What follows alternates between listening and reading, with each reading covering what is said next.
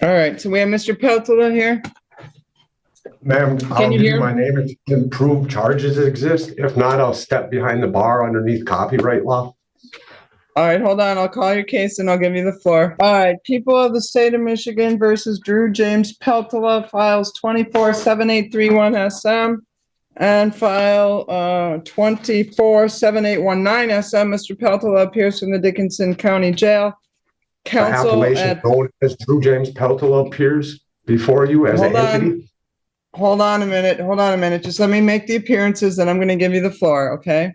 In regard to the matter, Nancy Schaub is here as both his counsel on the underlying file on 247819 SM, as well as the first bond violation. She's here as CAFA counsel on bond violation number 2 in this file, as well as a new file of 7831 SM. And here we go. Another sovereign citizen argument right out of the gate. Copywriting your name, declaring yourself an American national, and claiming the court has no authority over you are all common tactics we've seen before. The big question is, will any of it actually change the outcome? Spoiler alert, probably not. 1 SM. Kristen Cass is here on behalf of the prosecutor's office. Drew Peltola, I'm going to give you an opportunity now to say whatever you want to say. Go ahead. Ma'am, I was trying to get a ride to court this morning. This bond violation.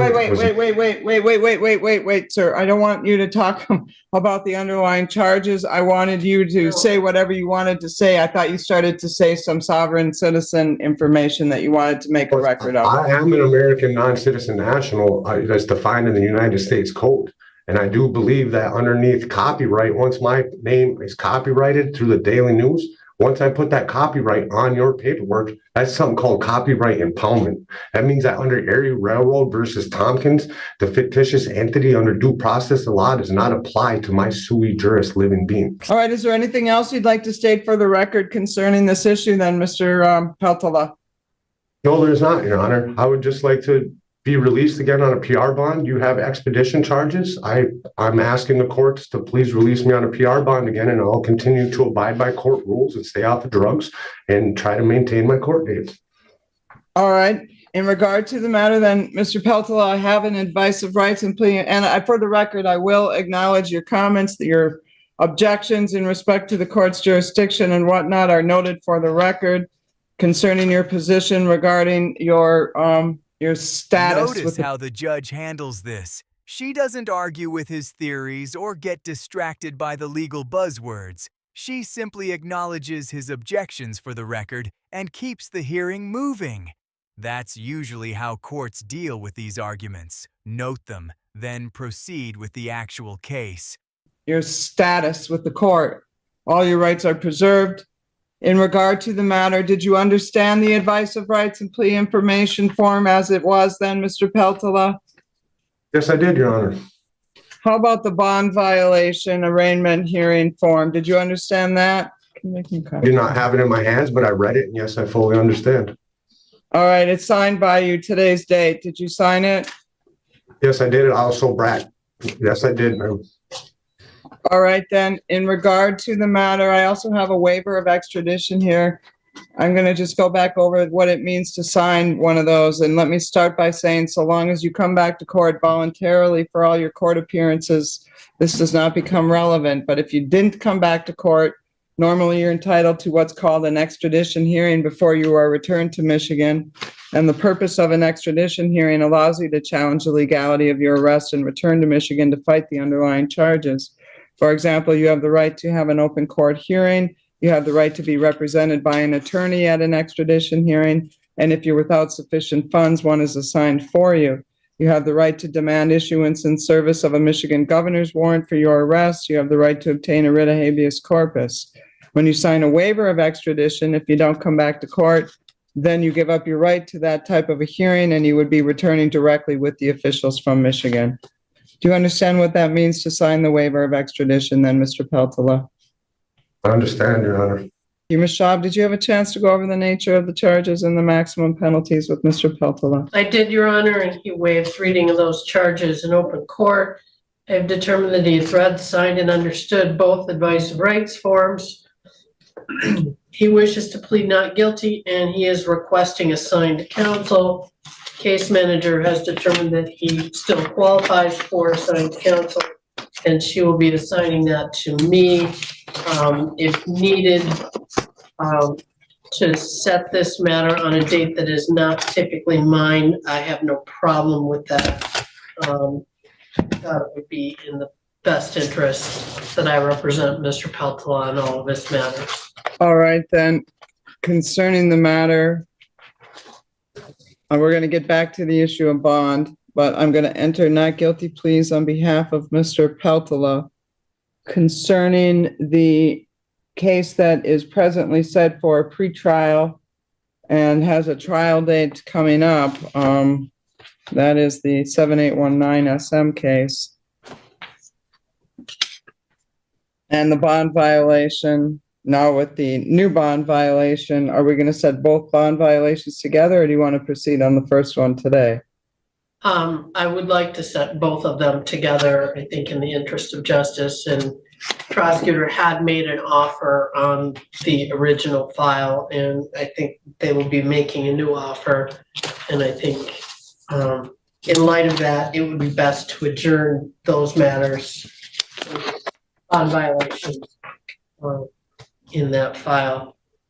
So we have a jury trial set for March 8th in that matter. So that's 2 days past 14 days. Well, he's on a bond violation. There's no 14-day limit. In regard to the matter that is within 28 days, we could set both bond violations as well as both jury trials on that date, if you wish. We could pre-try the new matter that he's just being arraigned on today. You can conduct your pretrial by mail. We'll send out our standard pretrial order with you today. Set all of the dates on the 2 bond violations and the 2 jury trials for March 8th. Does that sound like a plan? This is Yes, where sir. things get serious. Defense counsel is asking for another chance at release, but the judge is looking at a pattern: multiple arrests, bond violations, and pending felony cases in another state. At some point, judges start asking one question: can this defendant be trusted to follow court orders? Plan. Yes, Your Honor. All right, did you wish to be heard on bond then on the newest bond violation as well as the new underlying charge? Yes, Your Honor. Actually, the newest bond violation predates the previous bond violation. The first bond violation is alleged to have occurred on February 22nd. This current bond violation that he's being arraigned on today is alleged to have occurred on February 19th. And in light of that, I would ask the court to consider setting either a reasonable bond or, again, a PR bond.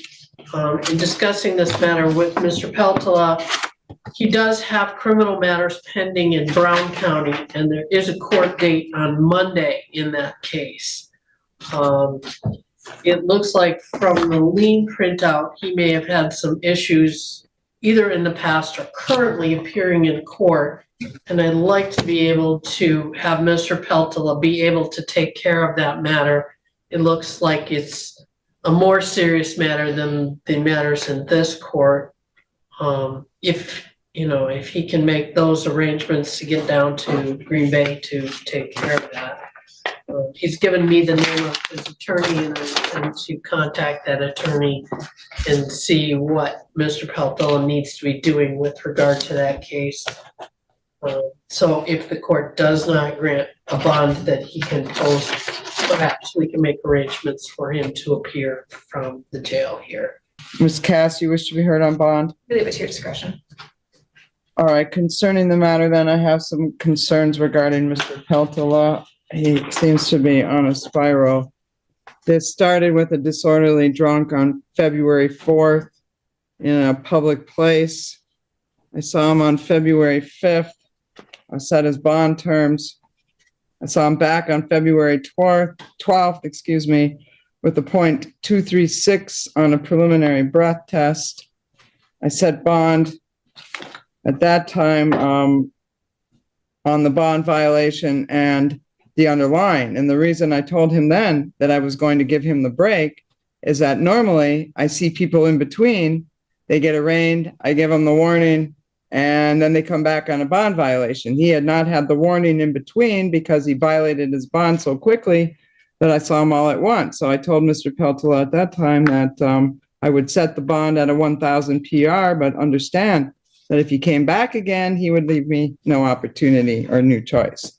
So here we are, not even a week later, on February 19th, stealing alcohol from the Norway Quick Stop, involving another bond violation as well as a new underlying charge that I'm free to assume is true for purposes of setting bond. So for purposes of setting bond today, then, for the following reasons, and in regard to his Wisconsin matters, very serious matters, he's got 2 felonies pending in Brown County from 2023.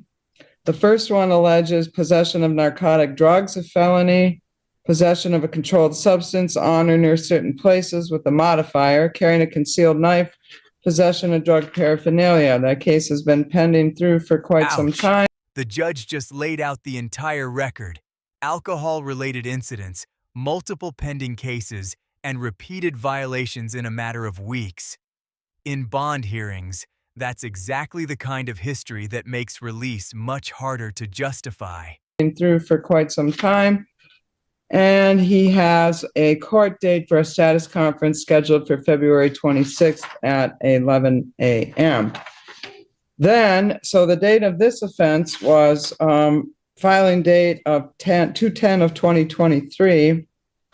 He's got a filing date of March 15th of 2023 in Brown County. Another felony alleging bail jumping as well as possession of drug paraphernalia. Likewise, that has a court date at the same date and the same time as the other pending felony. I think that is part of the other pending felony. They charge it as a separate offense, but It's a separate case. Total separate case, total separate charges, total separate bond, total separate court dates. This is file 23 CF 448. The first one is 23 CF 240. So in respect to the matter, my point being, for purposes of setting bond, Mr. Peltola has some substance abuse issues going on. He's got numerous cases pending in Wisconsin as well as out here. In regard to the matter, Mr. Peltola, I'm going to direct you to talk to your lawyer. I'm setting bond. Concerning the new theft case, then the conditions are going to be as follows. Mr. Peltola may not enter into the Norway Quick Stop as a condition of his release. He is not to purchase, possess, or consume alcohol or non-prescribed controlled substances. Mr. Peltola is subject to random PBTs and drug screens. Mr. Peltola may not go in any businesses that sell alcohol for use inside, such as bars and taverns. Recreational and medicinal marijuana use and possession are prohibited until or unless further order of the court. Conditioned on him signing that waiver of extradition, which I do have in the file, I will allow him to go back and forth to Wisconsin for purposes of court hearings and or meeting with his attorney. If in residency, he lives in Wisconsin.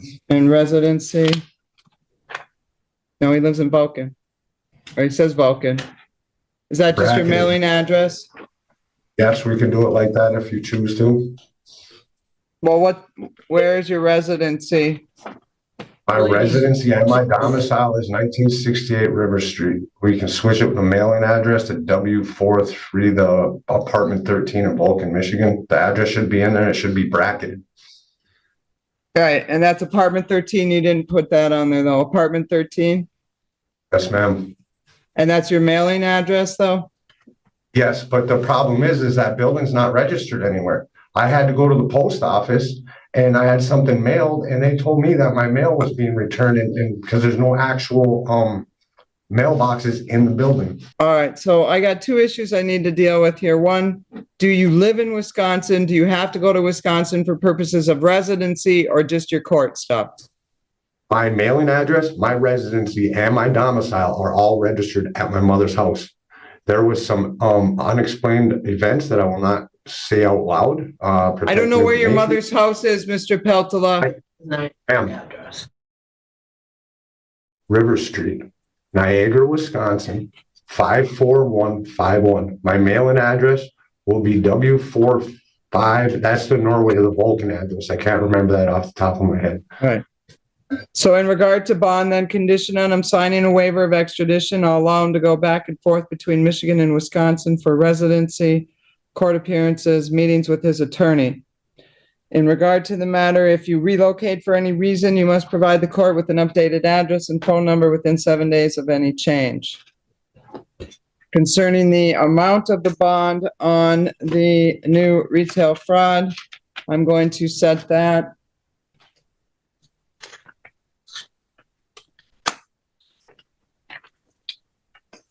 I'm going to set that at 1,000 cash surety, 10%. In regard to the newest bond violation, then, I'm finding for both of them, actually, I'm going to make a record based on the factors the court is required to consider under MCR 6.106, considering the frequency, the charges, the dates that I have mentioned, as well as the ongoing Wisconsin matter. I am finding that to release him on a personal recognizance bond would not adequately ensure public And safety. there it is, bond increased. The judge specifically says that a personal recognizance release would not adequately protect public safety. That's legal language for, I don't believe simply trusting you to come back is enough anymore. Ensure public safety. In regard to the bond violation, concerning the matter, then I am going to set the bond violation at 2,500 cash surety, 10%. So, Mr. Peltola, those bonds are set. If you get out, you make sure to get in touch with your lawyer. If you're in Can I say custody, something? she'll be in touch with you. You may. Can I say- Yes. You know, I don't understand how I can tell you that I'm an American national and you can hold me in a county jail under bond, especially today when I was arrested on a larceny under $200. Somebody changed case prefixes and the warrant got dropped to a misdemeanor. And now you're still going to illegally hold me in a county jail The under hearing bond? ends exactly where it began, with more sovereign citizen arguments and accusations of illegal kidnapping. But courts don't lose jurisdiction because someone declares themselves American national. What do you think? Was the judge right to keep him in custody, or should he have been given one more chance? Me in a county jail under bond? All right, Mr. Peltola, I'm not going to argue with you. Your sovereign citizen has been noted for the record. In regard to the matter, you are under the order of the court. You're under the jurisdiction of the court. I decline to follow what your... Can I at least tell you that I was arrested on a larceny charge that was dropped through a case prefix, UN, all incoming evidence? Can I at least have you admit that in the court of law that you guys illegally kidnapped me again with a larceny through John Rod D. Clark, Norway Police Department? Can I just have you admit that once? No, Mr. Peltola, I don't even know what you're talking about. I will not admit that. Thank you to the It's all jail. We are recorded off the record on this matter.